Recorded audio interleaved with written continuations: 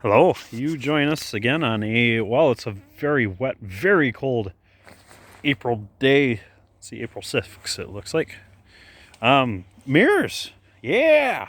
So as far as the 1980s Escorts go, I'm only aware of 3 different types of mirrors. And as far as EXPs go, I only know of 2 different mirrors. Get rid of that guy. So, yeah, so here's how it goes. So any 81 to 90 Escort is supposed to have a mirror like this. The base cars. This is what they all have at the least, is one of these. There's no adjustability to it other than it's a ball and socket. So you are able to move it by hand to some extent. So it's kind of like a 70s Pinto mirror. Something real cheap and flimsy. It works, it's legal. So there's that. For 1981 to 1985, you could opt for this mirror. Now, this is the adjustable style, and it came on everything from the 81 to 85 Escorts, Lynxes. It was standard on the SS. It's standard on the GLs and higher Escorts and Lynxes. So that would also be the GLX, the GTs. It would also be the mirror for all EXPs and LN7s, 82 to 85. So all the EXPs and L7s have them. As you can see, all of my EXPs have them. That one's been removed, but they all otherwise have them. See, you can see around there. And this is kind of all my EXPs over here. For 86 forward, eventually, electric mirrors became an option.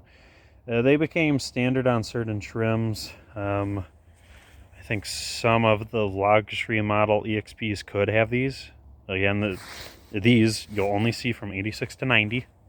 So do recognize that. It's only 86 to 90 that have these. And these are the electric ones. You can tell because they're big and square and blotchy.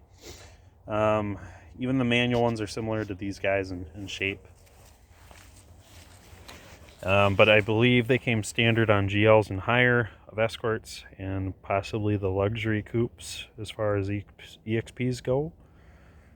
I believe all the GTs and whatnot had manual mirrors, but if I'm wrong, I'll say so in the description. And then in the description, I'll write down what all of these could come on and what they did for sure come on from the, as far as base models go, top tier models that for sure have these. And then I'll write down whatever else could have had these as option or as part of package. So, yeah. Nothing too fancy between all of these. You can see this. So, and I should show you the controls for each of these. So for the electric one, we have this little knob dial thing. And if I had a car battery hooked up to this, what you do is you turn it right to the right mirror. So we'll do that. All right. So, yep. So we got it turned to the passenger mirror, and we turn it left for the driver mirror. And then you just move this joystick up, down, or left to right. It doesn't do the diagonals. This isn't a dual shock. But it does do up and down, and that's how you adjust the mirror. And it works quite well. It does control both sides, so there's nothing for the passenger to dick with on the passenger side. They just get to sit and watch the view. From the driver's side here, you can go, and it'll move either mirror as you choose. This, before this came about, what there was instead for the round mirrors is as follows. Let's find you guys a door that has one. This one will do. It's got the round mirror. And this is what it has for an adjustable. And you see that it moves the mirror very well. And this is all cable setup. So as I pivot it, you can see that there's 1, 2, 3 itty bitty cables that relay the movements from this joystick to this mirror. And granted, this is only a joystick. It moves the mirror a lot, and when the cables are in good shape, it moves the mirror very well. As far as serviceability goes, it is hard to lubricate these guys. Really what you have to do is undo this, get that out of the door, take the door card off so you can remove the mirror. Now you can hold it upside down, like suspended from the joystick, and then apply some like WD-40 down the cables, and hopefully it makes its way all the way down to the base of the mirror. So let me grab one so I can show that to you. So, yep, you'll want to have it something like this. You have it dangling down from the small end hanging down. Yeah, and you just squirt some oil the best you can into these cable tubes. And that will keep them nice. They don't really rust unless your door is like fried. If your door is kaput, that won't help much. These might be a little pretty rough. Also, if they've been kinked or broke, they'll function worse. As far as this guy goes up top, the more you can move this around by hand, the better. So if you're let's call this the joystick. If your joystick does not move the mirror very well, one thing you could do is come over to the mirror, move it in every direction you can by hand, just a whole bunch. Move the crap out of it,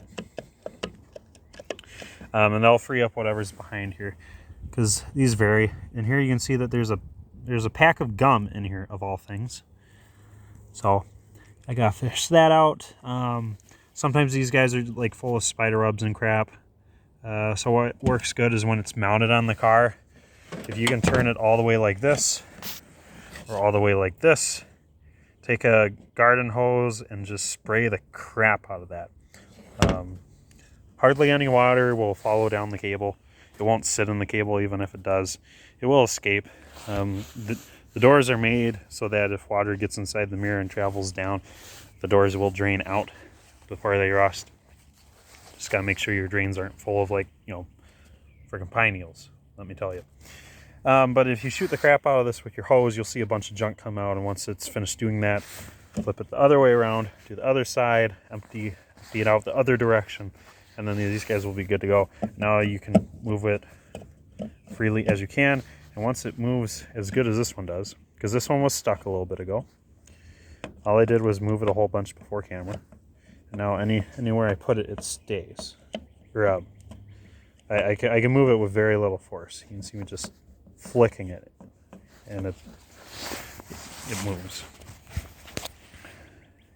You even hear it the joystick when I move it. It does move, as it should. If I had this mounted, it would perform better.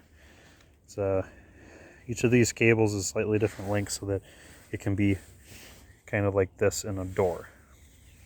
So once it's mounted, you have really good control over it, like I showed you on that red door card. Anyhow, so that's those two mirrors. Now this guy is nothing special. But I'll set that over here so you can see what the mirror shapes are like and compare to. The square one and the electric one have about the same surface area. Pretty much only the round one is unique in the fact that it's a little bit more taller than the other, but the corners are rounded, so there is some sacrifice there. Put it over here, and yeah, the square ones definitely are bigger, especially this electric one. But you can see perfectly well outside of these guys.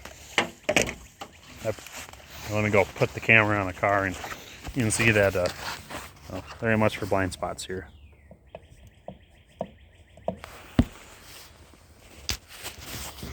Maybe I can't do it with the window closed. There we are. There's a lot of visibility with those rounds. If you guys ever have them on a car, you won't be unsatisfied with them. And they do all share the same bolt pattern, all of them. So if you have El Cheapo and you want to upgrade to manual control, simply remove the door card, unbolt this, bolt this new one back in. Make sure you have a gasket to go with this, otherwise this will leak water into your car, and it has the possibility of chattering. This guy is kind of a buffer to keep it from making excessive noise going down the road or whatever. So multi-purpose. But then you also need to make sure that your door has a receiver for this. Without a receiver for this, you're not going to do much with the mirror. Or at least not much in the ways of moving it. And then if you have the round, you can always upgrade to the electric one. You do need a few things though. You do need to have a pre-existing, well, if you don't have a hole in your door card, you need to add one. And then you need the matching receptacle for your mirrors, because obviously your manual one won't do anything for electric mirrors. You also need to have power going from the car to the door, and that's kind of primary issue number one. A lot of the doors aren't going to have the electrical connector that goes between the frame to the door, unless you have an 84 on up. Those have speakers in the door, but 81 to 83 you're not going to have that at all. So you do have to do something creative to make it look nice, or go the ugly route. Anyhow, that's how they all are, and they all look quite nice.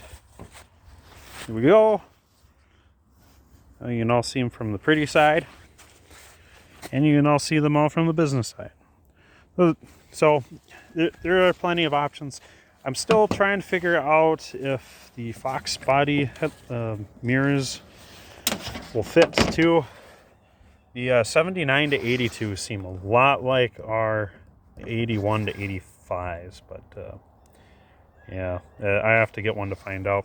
Oh, and you should know that between each of these, even though they take the same nuts, have the same thread pitch, they each do have their own unique gaskets. This one looks like a teardrop. This one looks like a boat that escaped the Titanic, and then this one's the odd duck. It's a very, very unique shape. So if you're looking to install one of these and you're missing the gasket for it, what you have isn't going to work for these unless you're just replacing what you got already, in which case you already know what you have. You have everything. But yeah, so I'll put these away, and I will make a video on installing each of these. I'll always have these guys, so as soon as I take out an electric one, I can go over the process of converting forward or backwards for your guys' liking, as well as how they all mount onto the doors, just so you can see that they are indeed all interchangeable. But when that happens, I'll put the link in the description, and I'll have a link in the description for all the install videos for each of these as I do them, because I'm installing a pair of these round ones today, I hope. But otherwise, we'll catch you guys later.